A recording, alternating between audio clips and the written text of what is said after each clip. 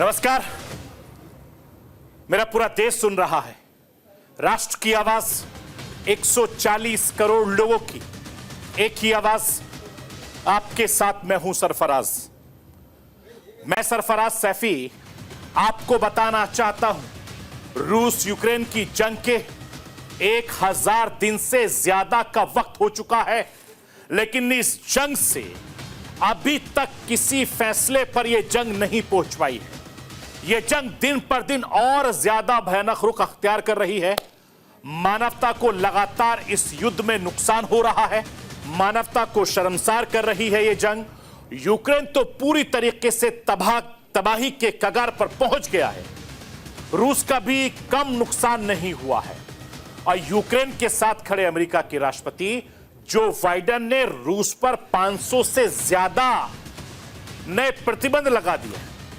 Britain और यूरोपीय संघ ने भी रूस पर नए प्रतिबंध लगाए हैं, लेकिन फिर भी शांत रूस होने का नाम नहीं। हर गुजरते दिन के साथ रूस यूक्रेन पर लगातार हमले कर रहा है, एक से बड़ा एक हमला कर रहा है, और यह युद्ध अभी तक थमता नजर नहीं आ रहा है। 24 फरवरी 2022 से शुरू हुई इस लड़ाई ने अब तक कितनी तबाही मचाई है, मैं आज आपको राष्ट्र की आवाज के जरिए बताने, दिखाने, समझाने की कोशिश करूंगा। 1000 से ज्यादा दिन वक्त बीतने के बाद भी रूस यूक्रेन जंग रुकने की वजह और ज्यादा खतरनाक होता जा रहा है। हर दिन रूस यूक्रेन जंग तीसरे विश्व युद्ध का खतरा लगातार बढ़ता जा रहा है, और इस जंग में यूक्रेन ने कुछ ऐसा कर दिया जिससे यह जंग और भी ज्यादा खतरनाक हो सकती है। यूक्रेन ने अमेरिका की इजाजत के बाद रूस पर लॉन्ग रेंज बैलिस्टिक मिसाइल दाग दी, और इसके लिए यूक्रेन ने अमेरिकी से बनी हुई ATACMS मिसाइल का उपयोग किया।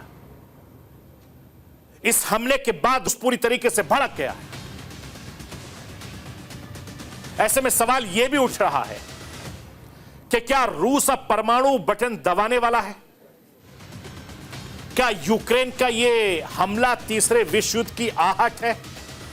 यह डर हर किसी के जहन में बना हुआ है। आखिर कैसे?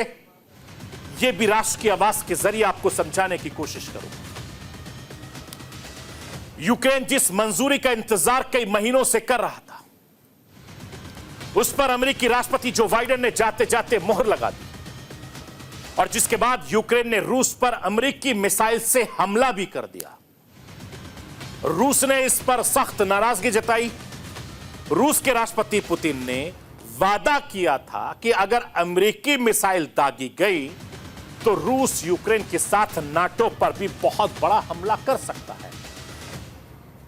और पुतिन ने हाल ही में अपने परमाणु नीति में बदलाव किया।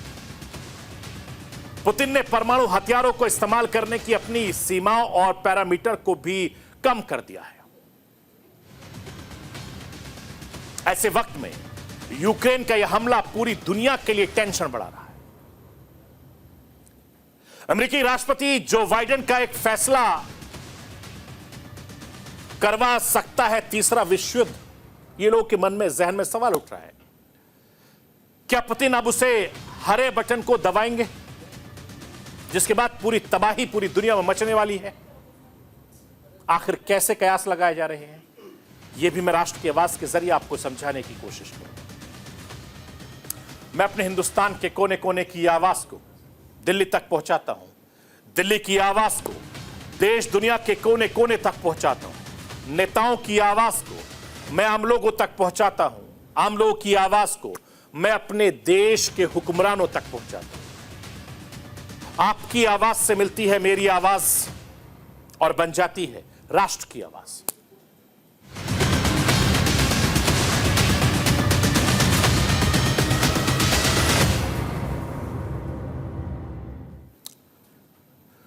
रूस यूक्रेन जंग के 1000 से ज्यादा दिन हो गए हैं, लेकिन यह जंग रुकने की वजह और ज्यादा दिन पर दिन खतरनाक होती जा रही है। और पिछले 1000 दिन से भी ज्यादा वक्त से यूक्रेन बर्बादी की आग में पूरी तरीके से जल गया है, तबाह बर्बाद हो गया है। और रूसी सेना लगातार यूक्रेन पर बम गोले बरसा रही है, हमले कर रही है। रूस लगातार यूक्रेन को खत्म करने पर आमादा है। यूक्रेन पर रूसी लड़ाकू विमान लगातार बमों की बरसात कर रहे हैं और एक के बाद एक यूक्रेनी शहर लगातार तबाह होते जा रहे हैं। मैं आपको यह बताना चाहता हूं और ये तस्वीरें भी आपको दिखाना चाहता हूं। देखिए, 1000 दिन के बाद भी किस तरीके से रूस यूक्रेन के बीच ये जंग चल रही है। यूक्रेन के सूमी शहर पर रूसी सेना ने बैलिस्टिक मिसाइल से हमला कर दिया। रूसी सेना ने सूमी शहर को निशाना बनाकर बड़े हमले को अंजाम दिया।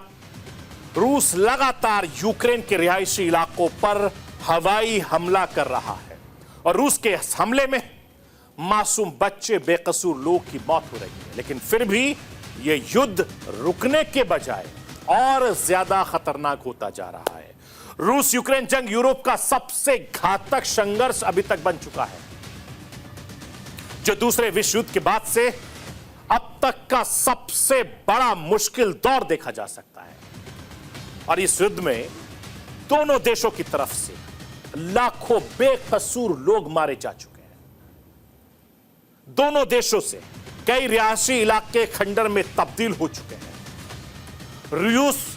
रूस यूक्रेन जंग में अब तक क्या क्या हुआ है, मैं राष्ट्र की आवाज के जरिए आपको दिखाना बताना चाहता हूं।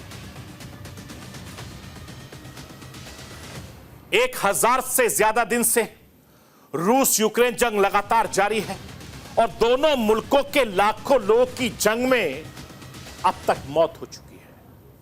करीब 10 लाख लोग मारे जा चुके हैं या गंभीर रूप से घायल हुए हैं और सिर्फ अगस्त 2024 में अब तक 11,743 बेकसूर लोग की मौत हो चुकी है।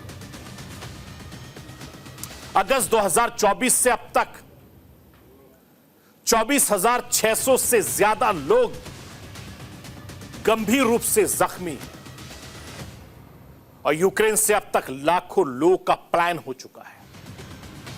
जंग से यूक्रेन में करीब 40 लाख लोग अब तक बेघर हो चुके हैं और दूसरे देशों से यूक्रेन के 67 लाख लोग लगभग विस्थापित भी हो चुके हैं।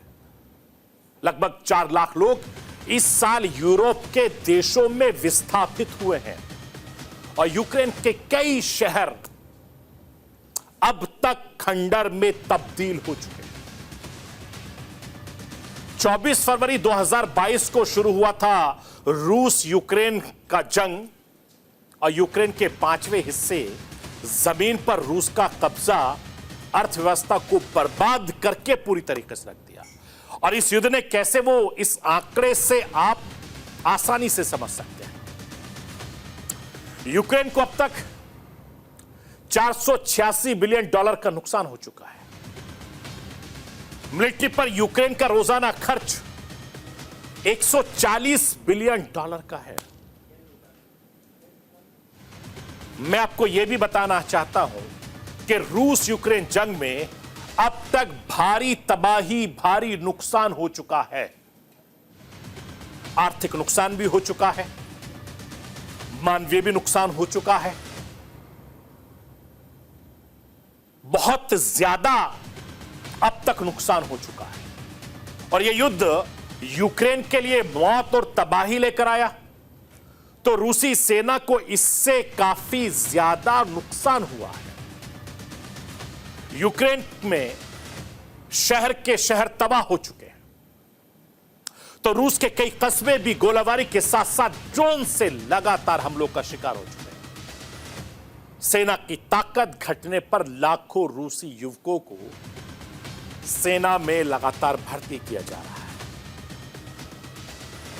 यूक्रेनी रक्षा मंत्रालय का यह दावा है कि रूस के 7 लाख से ज्यादा सैनिकों को अब तक मार गिराया है और इस जंग में दोनों ने किन हथियारों का इस्तेमाल कितना किया है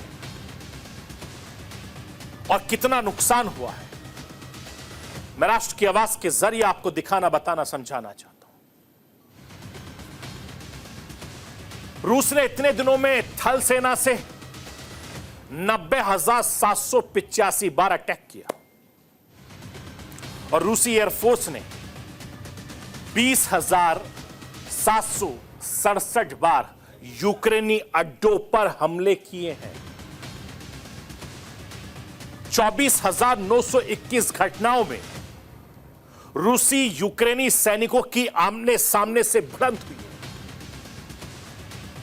और यूक्रेन की सेना ने रूस के ऊपर 3,518 एयर ड्रोन स्ट्राइक किए, जिसमें रूस को काफी ज्यादा नुकसान हुआ क्योंकि ये हमले बेहद सटीक थे। पहले आपको समझाना चाहता हूं, दिखाना चाहता हूं कि रूस को इस जंग में कितना नुकसान हुआ है, वो भी समझिए। रूस ने 3,549 tank, 1,736 armed fighting vehicles, 4,955 infantry fighting vehicles, 538 arms personal carriers, 56 mine resistant ambush product vehicles, 310 infantry mobility vehicles को खोया है और रूस के 293 कमांड और communication post, 591 engineering vehicles, 3 unmanned ground vehicles का नुकसान झेला है। और इसके अलावा रूस के 84 रडार स्टेशन और 85 जैमर्स डिसिप्लेशन सिस्टम को खो दिया है। अगर मिसाइल और आर्टिलरी की बात करूं तो रूस ने इस जंग में 45 self propellant anti tank missile system, 127 artillery support vehicles, 417 toll artillery, 849 self propelled artillery और 336 मल्टीपल रॉकेट लॉन्चर खोए हैं। यूक्रेन के हमले में 132 रूसी एयरक्राफ्ट, 147 हेलीकॉप्टर्स और 496 ड्रोन्स को अब तक बर्बाद। इसके अलावा 29 नौसैनिक युद्धपोत और पनडुब्बियां भी बर्बाद हुई। 3,721 ट्रक, गाड़ियां और जीप यूक्रेनी हमले में खत्म हो चुके हैं, बर्बाद हो चुके हैं। मैं आपको यह भी बताना चाहता हूं कि इतनी बर्बादी के बाद भी रूस अभी तक शांत नहीं बैठा है। उत्तर कोरिया, चीन जैसे देशों से लगातार मदद ले रहा है और परमाणु हमले की धमकी दे रहा है, लगातार तीसरे विश्व युद्ध की शुरू होने की धमकी दे रहा है और लगातार तीसरे विश्व युद्ध की धमकी को देखते हुए संघ प्रमुख मोहन भागवत ने भी तीसरे विश्व युद्ध की भविष्यवाणी कर दी। एक तरफ यूरोप में रूस यूक्रेन जंग छिड़ा हुआ है और दूसरी तरफ मिडिल ईस्ट में इजराइल, लेबनान और गाजा में जंग छिड़ी हुई है। दोनों ही जंग सालों से चली आ रही। मैं राष्ट्र की आवाज के जरिए संघ प्रमुख मोहन भागवत को सुनवाना चाहता हूं। सुनिए जंग को लेकर, तीसरे विश्व युद्ध को लेकर मोहन भागवत क्या कुछ कह रहे हैं। हम पर सब लोग मानते हैं कि तीसरे विश्व युद्ध का साया मंडरा रहा है। अब वो यूक्रेन के युद्ध के कारण होगा कि गाजा के युद्ध के कारण होगा, यही बातें चलती है। विज्ञान की इतनी बड़ी प्रगति हुई, अभी तक देश के या दुनिया के गरीबों तक वो विज्ञान पहुंचा नहीं है, उसकी सुविधाएं पहुंची नहीं है। लेकिन दुनिया को जलाकर भस्म करने वाले अस्त्र सब जगह पहुंच गए हैं। मैं आपको यह भी बताना चाहता हूं, क्या रूस के राष्ट्रपति पुतिन अब परमाणु बम का बटन दबाने वाले हैं? क्या पुतिन उस हरे बटन को दबाएंगे जिसके बाद पूरी दुनिया में तबाही मचने वाली है? ये सवाल इसलिए उठ रहे हैं क्योंकि रूस ने यह कहा था कि यह गलती यूक्रेन ना करे कि जो अमेरिकी हथियार है, अगर उससे रूस पर हमला किया जाता है तो रूस एटॉमिक वॉर भी छेड़ सकता है। मैं आपको यह भी बताना चाहता हूं कि पुतिन की इस धमकी के बावजूद यूक्रेन ने अमेरिकी हथियार से अब तक का सबसे बड़ा हमला कर दिया। अमेरिकी हथियार से यूक्रेन ने रूस पर बड़ा हमला किया। लॉन्ग रेंज हथियारों की इजाजत अमेरिका के राष्ट्रपति जो बाइडेन ने यूक्रेन को दी और जिसके बाद यूक्रेन ने रूस पर हमला कर दिया। यूक्रेन ने रूस के अंदर रॉकेट से हमला किया और पुतिन का एक हथियार डिपो उड़ाने का दावा भी किया। रूस यूक्रेन जंग की यह वो तस्वीर है जो तीसरे विश्व युद्ध की आशंका को और ज्यादा बढ़ा रही है। ये वो तस्वीर है जो आपके टीवी स्क्रीन पर है, जो रूस के बदले की आशंका ने पूरी दुनिया की धड़कनों को और ज्यादा बढ़ा दिया है। यह ऐलान है परमाणु युद्ध का, यह ऐलान है न्यूक्लियर वॉर का। रूस पर न सिर्फ यूक्रेन ने सिर्फ मिसाइल दागी, बल्कि 45 टन से बड़े हमले भी किए। अगर अलग अलग जगहों पर यूक्रेनी ड्रोन पर रूस पर बरसते नजर आए तो यूक्रेन ने रूस पर हमला करने के लिए अमेरिकी मिसाइल के साथ साथ ड्रोन्स का भी इस्तेमाल किया और रूस के कई शहरों में जमकर तबाही मची। इसके साथ ही यूक्रेन के राष्ट्रपति जेलेंस्की ने रूस को धमकाया भी है। रूस के राष्ट्रपति जेलेंस्की ने आखिर क्या कुछ कहा, मैं राष्ट्र की आवाज के जरिए आपको बताना, सुनाना, दिखाना चाहता हूं। यूक्रेन के पास लंबी दूरी की क्षमताएं हैं। यूक्रेन के पास खुद के बनाए हुए लंबी दूरी के ड्रोन हैं। हमारे पास लंबे नेपच्यून हैं। अब हमारे पास अटैक्स है और हम उन पर सभी का इस्तेमाल भी करेंगे। मैं आपको यह भी बताना चाहता हूं कि यूक्रेन का वो हमला जिसने पूरी दुनिया को टेंशन में डाल दिया, क्या पुतिन न्यूक्लियर वार करने वाले हैं? इस सवाल का जवाब मैं आपको जरूर दूंगा, लेकिन उससे पहले मैं आपको यह बताना चाहता हूं आखिर यूक्रेन ने यह हमला कैसे किया है, इसको समझना बहुत जरूरी है। यूक्रेन ने रूस पर मिसाइलों से अटैक किया।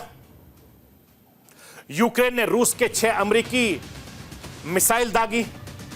यूक्रेन को अमेरिका ने मिसाइल सप्लाई की थी और इसकी इजाजत भी बाइडेन ने यूक्रेन को हाल ही में दे दी और रूस के अंदर तक अटैक की परमिशन भी दी थी इन मिसाइलों को। बाइडेन ने इजाजत के 2 दिन बाद यह हमला हुआ था। रूस के ब्रांस बॉर्डर पर मिलिट्री बेस को निशाना बनाया गया था और रूस पर हमले के बाद जेलेंस्की का जोश बहुत ज्यादा हाई दिखाई दिया। मैं आपको यह भी बताना चाहता हूं कि रूस पर लॉन्ग रेंज मिसाइल से हमला करके जेलेंस्की का जोश डबल है। जेलेंस्की पूरी तरीके से एक्टिव नजर आ रहे हैं, लेकिन इस हमले के बाद से रूस के एक तरफ से एक्शन भी देखने को मिल रहा है। रूस की तरफ से पलटवार किया गया। रूस ने कह दिया कि परमाणु नीति में जो रूस ने बदलाव किया था उसे अमेरिका ने पढ़ लिया होगा। ऐसे में सवाल यह भी उठता है कि क्या रूस अब परमाणु बटन दबाने जा रहा है? मैं राष्ट्र की आवाज के जरिए रूस के विदेश मंत्री को सुनवाना चाहता हूं, उन्होंने क्या कुछ कहा है वो भी समझ लीजिए, जान लीजिए, देख लीजिए। रूस के ब्रांस इलाके में मिसाइल का इस्तेमाल इस बात का संकेत है कि अमेरिकी तनाव और ज्यादा बढ़ाना चाहता है। मुझे उम्मीद है कि रूस के नए परमाणु सिद्धांतों का पश्चिमी देशों पर अच्छा अध्ययन कर रहा है। हालांकि रूस का यह दावा है कि 6 में से 5 मिसाइल को रूसी एयर डिफेंस सिस्टम ने मार गिराया और एक किसी इंडस्ट्रियल इलाके में गिरी ये मिसाइल। आखिर क्या है ये मिसाइल जिसकी वजह से रूस इतना ज्यादा नाराज है कि उसने परमाणु युद्ध कराने और तीसरे विश्व युद्ध की शुरुआत तक की धमकी दे डाली है। मैं राष्ट्र की आवाज के जरिए आपको यह बताना चाहता हूं कि मिसाइल कितनी खतरनाक है। इस मिसाइल का नाम MG-14 army technical missile system है। यह सतह से सतह तक मार करने वाली बैलिस्टिक मिसाइल है जो रूस पर दागी गई। 305 किलोमीटर तक का यह टारगेट को आसानी से कर सकती है। यह सक्षम है 3704 किलोमीटर पर घंटे की स्पीड से यह मिसाइल हमला करने की क्षमता रखती है और यह मिसाइल 180 किलोग्राम जो वॉरहेड है वो अपने साथ ले जाने में भी सक्षम है। 13 फीट लंबी यह मिसाइल सॉलिड प्रोपेलेंट पर उड़ान भरती है और इस मिसाइल को 2 तरह से लॉन्च प्लेटफॉर्म पर दागा जा सकता है। यह इसकी खासियत है मिसाइल की। इस मिसाइल का इस्तेमाल अमेरिका, ऑस्ट्रेलिया, दक्षिण कोरिया, मोरक्को, रोमानिया, ग्रीस, तुर्की, पोलैंड, यूक्रेन, यूएई आसानी से करते आए हैं। इसके 11 तरह के वेरिएंट इस वक्त मौजूद हैं। रूस और यूक्रेन की जंग से पहले खाड़ी युद्ध और इराक युद्ध में इसका इस्तेमाल बाखूबी किया जाता रहा है। मैं आपको यह भी बताना चाहता हूं कि अब रूस यूक्रेन जंग में यूक्रेन के हाथ खोल दिए गए। बाइडेन प्रशासन के फैसले के बाद यूक्रेन ने रूस पर मिसाइल दाग दी है। यूक्रेन ने यह हमला ऐसे वक्त में किया जब रूसी राष्ट्रपति पुतिन ने देश के परमाणु सिद्धांत में बदलाव को मंजूरी दे दी और रूस के न्यूक्लियर हथियारों में के इस्तेमाल से जुड़े नियम के कई बदलाव भी किए हैं। इसके अलावा पुतिन ने साफ कह दिया कि अगर कोई अमेरिकी दागी गई तो यूक्रेन के साथ नाटो पर बहुत बड़ा हमला भी कर सकते हैं। मैं आपको यह भी बताना चाहता हूं कि इस बदलाव के तहत रूस ने परमाणु हमले के इस्तेमाल की बाधाओं को कम कर दिया है। अगर किसी नॉन न्यूक्लियर देश के किसी परमाणु संपन्न देश को मदद से रूस पर हमला किया गया तो रूस इसको संयुक्त हमले से तौर पर देखेगा। अगर कोई देश मिसाइल, ड्रोन या फाइटर जेट का इस्तेमाल करता है तो रूस उस हमले को न्यूक्लियर रिस्पांस के जस्टिफिकेशन के तौर पर भी देख सकता है। मैं आपको यह भी बताना चाहता हूं कि रूस के नए परमाणु नीति के मुताबिक अगर कोई देश किसी परमाणु शक्ति वाले देश के साथ मिलकर रूस पर मिसाइल हमला करता है तो ऐसे हालात में रूस न्यूक्लियर हथियार का इस्तेमाल कर सकता है। और यही नहीं, रूस ने न्यूक्लियर सिद्धांतों में बदलाव के मुताबिक रूस के खिलाफ किया गया है। अगर किसी गठबंधन के सदस्य देश की ओर से होता तो मॉस्को इस पर आक्रमण को पूरे गठबंधन की ओर से किया गया होता। यह हमला माने, यानी अमेरिकी हथियारों का इस्तेमाल रूस के खिलाफ होने पर भी रूस इसके लिए पूरे नाटो गठबंधन को जिम्मेदारी मानेगा। अब रूस के राष्ट्रपति पुतिन कभी भी किसी भी वक्त यूक्रेन पर ऐसा हमला करेंगे जिससे पूरी दुनिया सालों तक भूल नहीं पाएगी। इसी बात का टेंशन पूरी दुनिया में दिख रहा है। बाइडेन सरकार जाते जाते दुनिया के लिए पूरी टेंशन बढ़ा दी है और जिस बात की आशंका डोनाल्ड ट्रंप अपने चुनावी भाषणों के दौरान करते थे उसी विश्व युद्ध का खतरा पूरी दुनिया पर मंडराने लगा है। लेकिन यह जंग अभी रुकने वाली नहीं है। क्योंकि ये जंग और ज्यादा तेजी से बढ़ती चली जाएगी, क्योंकि तीसरे विश्व युद्ध का खतरा बहुत तेजी से मंडरा रहा है। तो ये थी राष्ट्र की आवाज। बाकी खबरों के लिए आप बने रहिए न्यूज इंडिया के साथ।